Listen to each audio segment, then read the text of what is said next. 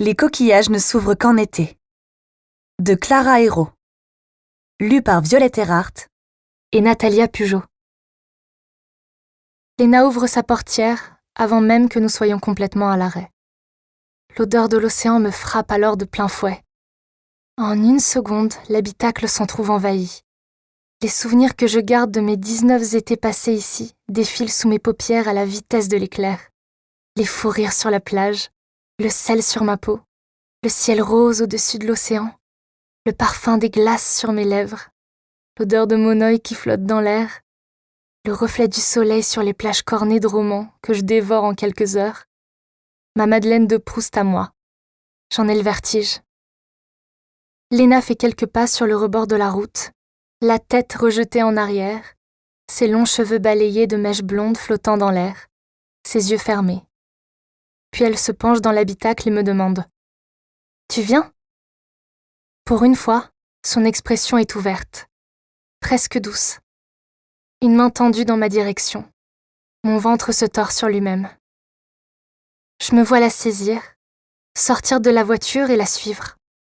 Je m'imagine le vent effleurer ma peau, mes cheveux qui volâtraient autour de moi. Je sais que le sable serait chaud sous mes pieds, et l'eau toujours un peu trop froide, la première fois. Je sais que le sel brûlerait mes yeux et ma peau irritée. Je sais que, la tête sous l'eau, je laisserais le monde s'effacer autour de moi, que je resterai sous la surface jusqu'à ne plus avoir de souffle. L'image est si claire, le souvenir si vif, qu'il me tranche presque, que je crois un instant être sortie de la voiture. Mais non, je n'ai pas bougé. Mon corps pèse 1 tonne et je suis vissée sur ce siège, coincée dans cette voiture. Tout en moi crie de rejoindre Léna, mais je n'y arrive pas. Je n'arrive plus à redevenir cette fille-là, celle qui se débarrassait du reste, de Paris, de la pression, pour quelques semaines. Mes épaules s'affaissent et je me tasse sur moi-même, vaincue. Ma sœur me contemple un moment, puis finit par secouer la tête, déçue de voir que même ici, je ne suis plus capable de faire ça. Sortir d'une voiture et respirer. Vivre sans ce poids qui rend mes pas si lourds. Je me demande où est passée cette phibie-là. La portière claque. Léna passe devant nous et traverse la route sans regarder. Nous la suivons des yeux alors qu'elle s'avance vers les rochers, saute sur l'un d'eux et écarte les bras face à la mer. Ses cheveux blondis par un balayage ondulent autour d'elle comme des brins de blé agités par le vent. « Tu ne veux pas la rejoindre ?» me demande papa en désignant ma sœur et l'océan devant elle. Vouloir n'est pas le problème. J'en crève d'envie. Le souci, c'est que je ne peux pas. Il y a comme un voile qui s'est glissé entre le monde et moi, que je n'arrive pas à traverser. Je suis coincée du mauvais côté, désormais. Alors je secoue la tête, et papa redémarre. « Et Léna ?» s'inquiète maman. « Elle rentrera à pied, on est juste à côté de la maison. » Maman opine du chef, couvant sa seconde fille d'un regard soucieux, comme si elle risquait de glisser des rochers et de se rompre le cou. « Ça va aller, chérie, elle est grande », lui répète papa d'un ton confiant, comme il le fait souvent. « Tu penses qu'on aurait dû la déposer chez son amie ? Si elle veut y aller, elle trouvera bien quelqu'un pour lui servir de chauffeur. Tu la connais. Elle va encore rentrer à pas d'heure. C'est de son âge. Phoebe n'était pas comme ça. Elles sont différentes. Opposées, même. Maman soupire, puis tend la main entre les sièges et me presse le genou. Quand je croise son regard, elle a l'air sincèrement fatiguée.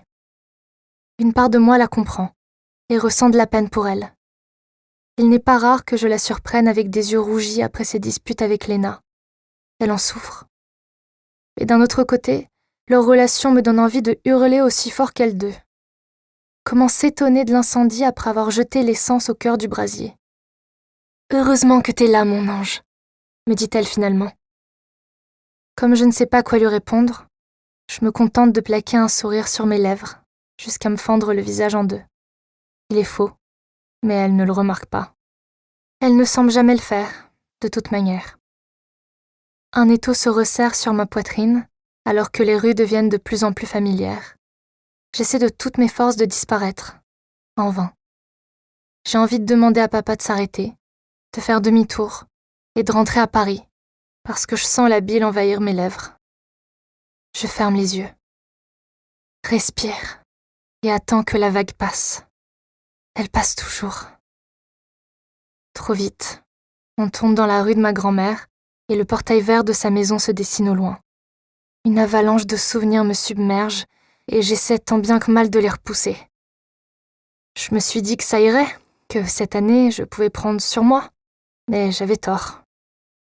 Je ne peux pas le faire. On doit rentrer à Paris. Le grincement familier du portail se fait entendre, tandis que la maison se dessine dans l'interstice de plus en plus grand. Un coup de poing me cueille au ventre. Soudain, tout s'efface, si ce n'est cette bâtisse aux volets verts sapins et au crépi parfaitement immaculé, et tous les souvenirs qu'elle contient. Par réflexe, mes yeux cherchent dans l'obscurité naissante une silhouette qu'ils n'y trouveront pas, et mon esprit ne peut s'empêcher de l'imaginer. Lui. Il s'est tenu tellement de fois assis sur ce muret que je parviens encore à deviner son ombre. Pour la première fois depuis 9 ans, Isaac ne m'attend pas sur le perron de ma grand-mère. Et alors, enfin, je ferme les yeux et je disparais.